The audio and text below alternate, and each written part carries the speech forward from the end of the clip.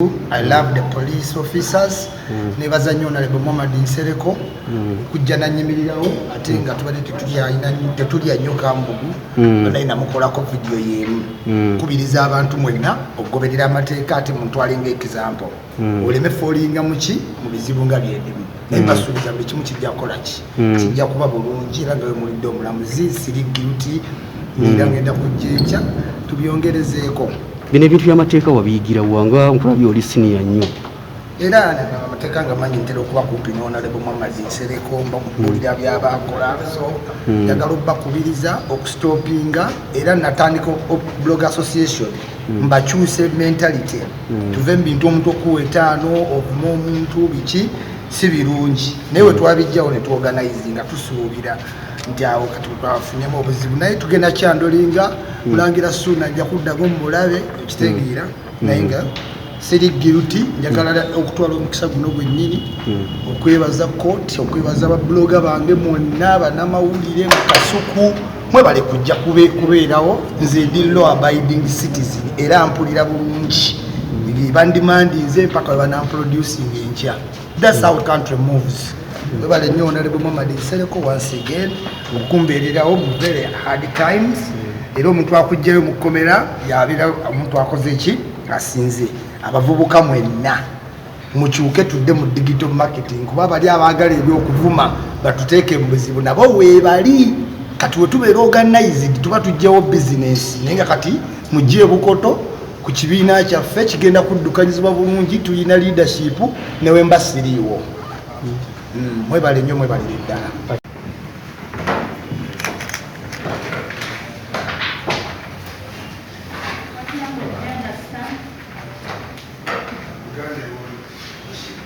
English. Which language should we use? English.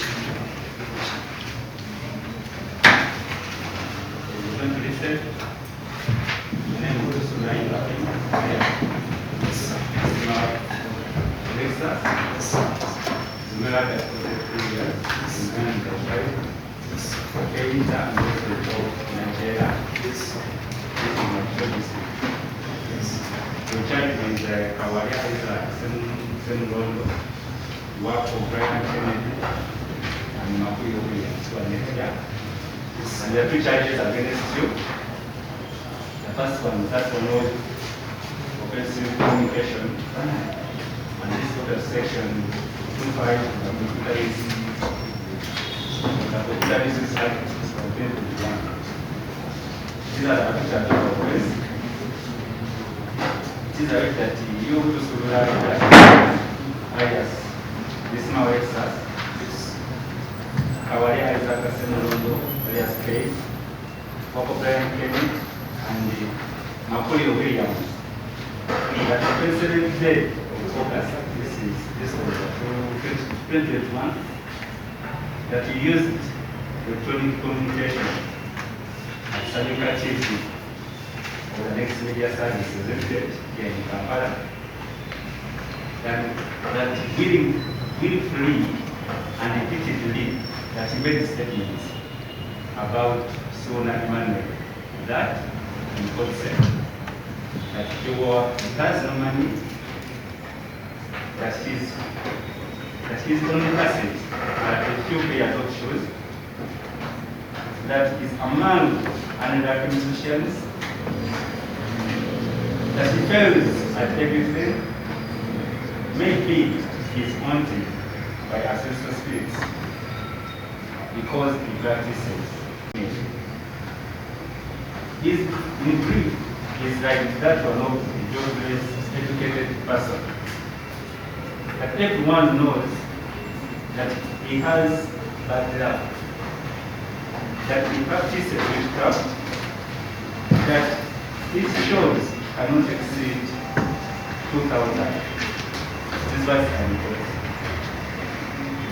at this statement, this that is quiet, right of privacy of the same Emmanuel Sona Abdul Shakur.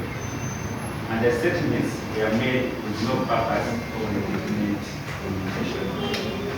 That's the charge, the first charge against you. Have you understood that charge? Yes, I did understand the charge. How do you plead? Not guilty. The plea of not guilty entered for count one. The second charge is actually criminal libel. And this is contrary to section 179 and 180 of the Penal Code Act. These are the particulars of the offense. It is alleged that you just were tracking alias Yisma Brexas, Kawali Isaac Asemurondo alias Case, Wako Brian Kennedy, and Macaulay Williams, that on 27th day of August 2021, that while at Salim Patrol Division, this is Next Media Services Limited, in Kampala District, that you unlawfully published a defamatory matter for which it's in court. He has no money. Muranga Suna is among the under people. Muranga Suna is among the under musicians. He fails at everything. Maybe he is haunted by ancestral spirits. If he is haunted by ancestral spirits, maybe because he practices salary. He's so much looked out. So what Muranga has to do is to empty those silly tricks. Those are musicians who are chopping money from old women. In brief, it is like that of a jobless educated person. They produce kids because the woman he is with and her kids are adults. Everyone knows that you have bad luck. It is not Suna alone. There are many musicians who are surviving by the power of woman. That's why you will see converting to Islam today. The other day, it is in witchcraft. Let him ask for consent from his wife and impregnate her. He cannot get such proceeds because concerning Suna Emmanuel Abdushakur with the intent to expose him hatred, contempt, or likely damage his profession or his reputation. Let us second charge against. Let us first charge. Yes. How do you plead? Not guilty. The plea of not guilty entered for count two. Your Worship, proposal of Ivan Barasai, hearing for stage this matter. Council Secretary Mohammed and Council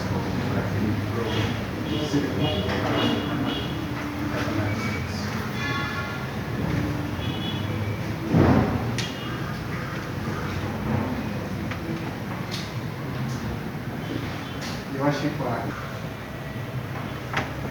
for the record once again, my name is Muhammad Nsereko, counsel for the accused, appearing alongside Mr. Counsel Kasiko Ibrahim. I take cognizance of the plea and the jurisdiction of this honorable court. And Your Worship, if you may be pleased, would like to go ahead and apply for bail for our client. Your Worship, it is true that these charges have been brought against our client in this honorable court, though it is unfair for the state to come and claim that inquiries are still ongoing.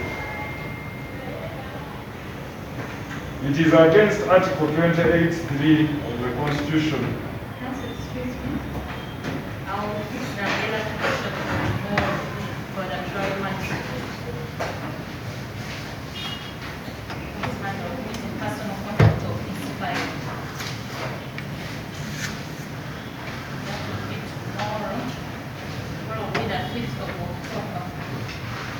must oblige the worship.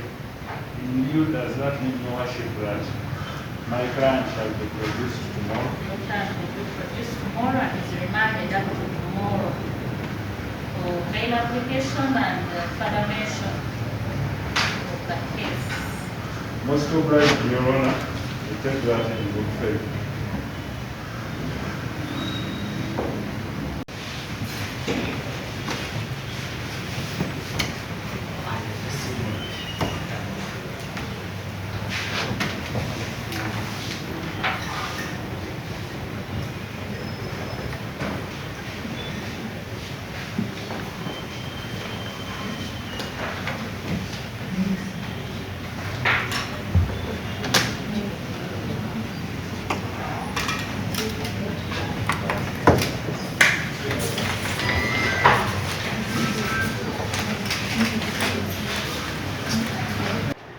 Baganda bafu abalungi mwe bali kujja on such a short notice. Tulina enchukwe tulina embeera mwe tutambulira eyeraliikiriza obulamu bwa munnamawulire bugenda okutambula. Presidency ya setting ku Lwokutaano bakwata baganda baffe kintu kiyinza okulabika ng'ekitono gye bali abantu eyo, but it is quite a big deal, especially ku mulimu gwaffe gwe tukola. Era olunaku lwaleero nga President waffe wagenda otwanjulira twagala obalaga n'okubagumya nti nga munnamawulire you can still do your jobs nga President wagenda okubayitiramu. Mubeera intimidated, we are here for you. That is why mwateekawo ekibiina kino ejaawo. We are working around the clock okulaba nga baganda baffe afraid nga President wagenda okuwa details. Naye tubeere bagumu era twongere okuba nga twekkiririzaamu nga bannamawulire. Sijja kwogera bingi kuba ku preemptinga speech ya mukama wange, muzikirize enyanirize mukama waffe President Abike. Ne bannamawulire mwenna abasaka ag'ebinyumo. Okusookera ddala njagala okubeebaza obumu bwe mulaze nga bannamawulire abakola omulimu gwe gumu ne bannaffe abali mu kusibwa abali mu kkomera mu kaseera kano. Kikulu nnyo era kitukakatako ffenna okubeera obumu kubanga ekituuka ku omu ku ffe kiba kituuse ku ffenna. Era ekyalagiddwa mu kusiba omu abamu ku bannaffe kiba kitegeeza nti essaawa yonna kubanga obeera n'omuzindaalo essaawa yonna osobola okwogera ekigambo ekisobola okukola ki okutwala naawe mu nkumi. So ensonga lwaki tulina okuyimirira awamu, oba tuli batuufu oba tetuli, tusooka kuyimirira wamu ng'abantu aba famire emu. So mu mbeera eyo njagala obeebaza ennyo okubeera obumu, era mu nkola y'emu njagala okubawa update ku kigenda mu maaso. Njagala okwebaza bannaffe aba Next Media, bannaffe abakwatagana ku musango okugenda mu maaso directly eri bannaffe Mako, Wako ne Case. Next Media nga bwe nabadde bategeeza abamu ku mmwe mu group mwe tuli, yakkiriza era yakakasa nti eyimiridde wamu ne baganda baffe abo, era ekola kyonna ekisoboka okulabika nti nno bafuna obwenkanya okusookera ddala mu musango ate n'okuyimbulwa kubanga gye bali si gye bateekeddwa oba.